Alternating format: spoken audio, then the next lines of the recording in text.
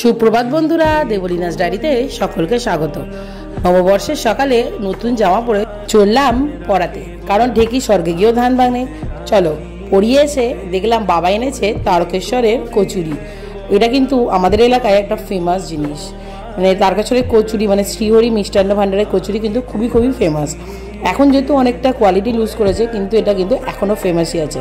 তো বাবা গেছিলো তারকেশ্বরের মন্দিরে পুজো দিতে, তো আমি পড়িয়ে এসে একদম গরম গরম কচুরি পেয়ে গেলাম। বছরের শুরুতে খাওয়া দাওয়াটা বেশ ভালোই শুরু হলো। এই দিন আমার মেয়েকেও কচুরি দিয়েছিলাম। ইউজুয়ালি ওকে বাইরের কোনো খাবার দেওয়া হয় না, কিন্তু ওকে একটু একটু করে ট্রাই করাচ্ছি। দুপুরের লাঞ্চে ছিল ইলিশ মাছ ভাজা আর সর্ষে পোস্ত ইলিশ। আর সর্ষে পোস্ত আমি কীভাবে করি এর আগেই তোমাদের সঙ্গে আমি শেয়ার করেছি। দেখো ইলিশ মাছ ভাজাগুলো শুধু দেখো। আর ইলিশ আনার ভিডিও তোমরা এর আগে আমার কাছে পেয়েছো। ইলিশের তেল দিয়ে আলু সিদ্ধ দিয়ে মেখে একদম অসাধারণ, মানে জমিয়ে খেয়েছি যাকে বলে।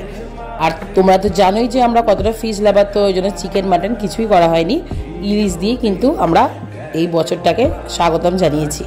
তো চলো ভালো করে লাঞ্চটা কমপ্লিট করে নিই। আর সেদিন সবাই মিলে বসে লাঞ্চ করার মজাই আলাদা। তো সবাই মিলে একসাথে বসে দেখো লাঞ্চ করে নিচ্ছি। আর গরমটা যা পড়েছিল সেই জন্য ঘরের মধ্যে করতে বাধ্য হলাম। আর বিকালবেলা আমার মেয়ের দেখো ওর মাসির দেওয়া জামা পরে, মানে মনির দেওয়া জামা পরে একদম রেডি, কারণ ও যাবে ওর ফেভারিট পার্সনের সাথে, মানে আমার মায়ের সাথে টাটা করতে। আর আমার মা হলো একজন ক্রিকেট অ্যাডিক্টেড মহিলা, দেখো সব সময় ক্রিকেট চলছে আর মাকে তো দেখছে। চলো ওরা বেরিয়ে গেল, আমি করবো আজকে একটু বাঙালির প্রিয় রসগোল্লা। তো দেখো আমি প্রায় 1.5 লিটার মতো দুধ নিয়েছিলাম। এবার আমি ছানা কাটা পাউডার দিয়ে ওটাকে কেটে নেবো আস্তে আস্তে। তো দুধটা আগে ভালো করে জাল দিয়ে দিচ্ছি। দুধটা জাল দেওয়ার পর দেখবে এর মধ্যে ছানা কাটা পাউডারটা দেবো। তোমরা কিভাবে দুধ কাটাও আমাকে একটু কমেন্টে জানাও তো। আমি তো লেবু দিয়ে বা ছানা কাটার পাউডার দিয়ে কাটি, আর মেয়ে যদি খায় সেটাতে আমি লেবু দিই না, এই পাউডার দিয়েই করি। আর চলো দেখো প্রায় কেটেই গেছে, একটু একটু করে কাটছে। সত্যি এতটা দুধ নষ্ট করতেও খারাপ লাগছিল, কিন্তু নষ্ট নয়, অ্যাকচুয়াল বাঙালির প্রিয় রসগোল্লা বানাতে হবে যে। চলো তোমাদেরকে আজকে গুড়ের রসগোল্লার রেসিপি আমি শেয়ার করব। আচ্ছা তোমরা বলো তো, একটা সম্পর্ক যদি আমরা খুব ভালোভাবে গড়ে তুলতে চাই, সে যার সাথেই সম্পর্ক হোক না কেন, তাহলে সবার আগে কি প্রয়োজন? আমার মতে তো সেটা বিশ্বাস। যে সম্পর্কে কিন্তু বিশ্বাস থাকবে না সেই সম্পর্ক কিন্তু সম্পর্কই নয়, মানে জাস্ট লোক দেখানো, লৌকিকতার জন্য তৈরি করা একটা সম্পর্ক। তোমাদের কি মনে হয় এরকম সম্পর্ক থাকা উচিত? আমার তো মনে হয় না থাকাই ভালো, কারণ যেখানে বিশ্বাস নেই, সেখানে ভরসা নেই, সেই সম্পর্ক থাকার থেকে না থাকা অনেক ভালো। ঠিক আছে, সেই বলে না দুষ্টু গরুর থেকে শূন্য গোয়াল ভালো। আমার মতে তো সেটাই।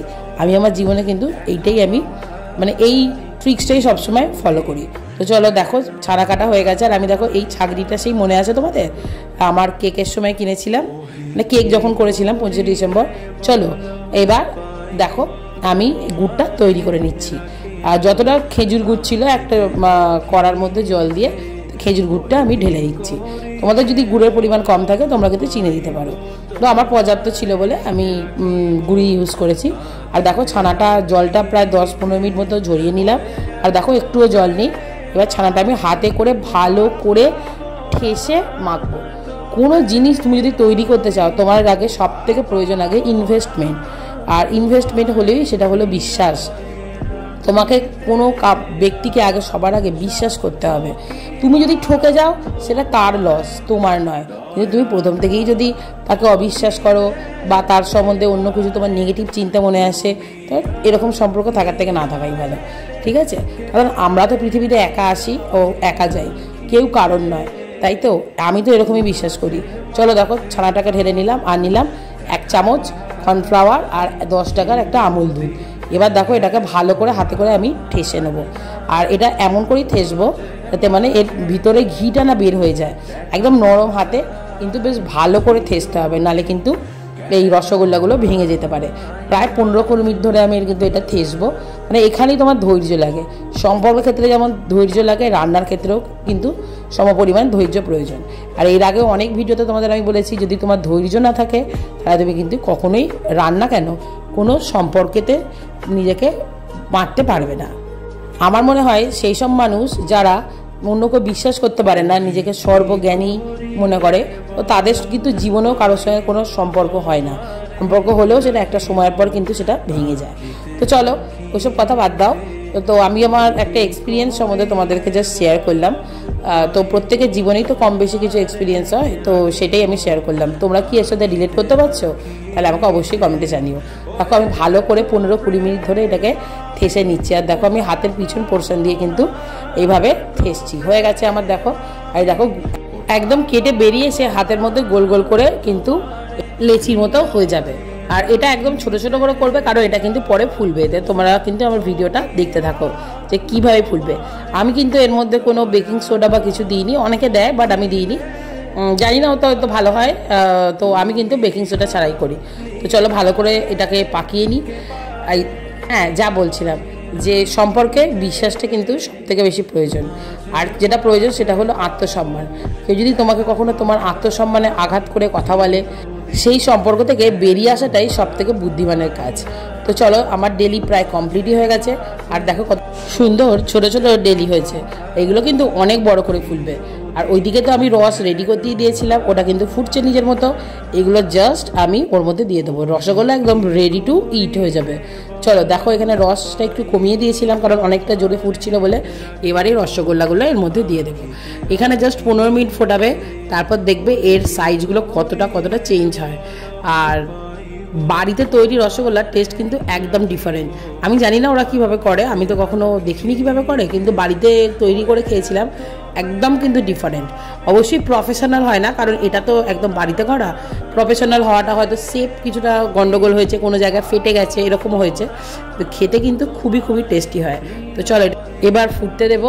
আর ফোটা হয়ে গেলেই কিন্তু আমাদের রসগোল্লা রেডি হয়ে যাবে। আর ওই দিনটা ছিল নববর্ষ।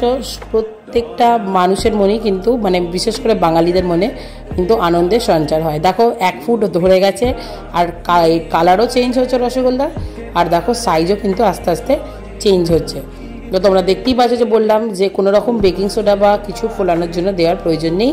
শুধুমাত্র এটা যেই প্রসেসে আমরা করেছি সেই প্রসেসে করে দেখবে খুব সুন্দর রসগোল্লা ফুলে যাবে। আর একদম আমার 6 টাকা পিসের যে রসগোল্লা সেরকম সাইজ হয়েছিল। এই দেখো একটু ফেটে গেছে, কিন্তু যেহেতু প্রথমবার করছি, কিন্তু খেতে কিন্তু জাস্ট অসাধারণ হয়েছিল। আর ফেটে বেরিয়ে আসেনি। হয়তো বাইন্ডিংটা অতটা ভালো হয়নি, কারণ স্বাভাবিক, আমি তো আর ময়দার দোকানের কর্মচারী নয় যে ভালো করে জানবো। তো আমি যেরকম ঘরোয়াভাবে করেছি সেভাবেই করেছি। তোমরা অবশ্যই বাড়িতে বানিয়ে দেখো।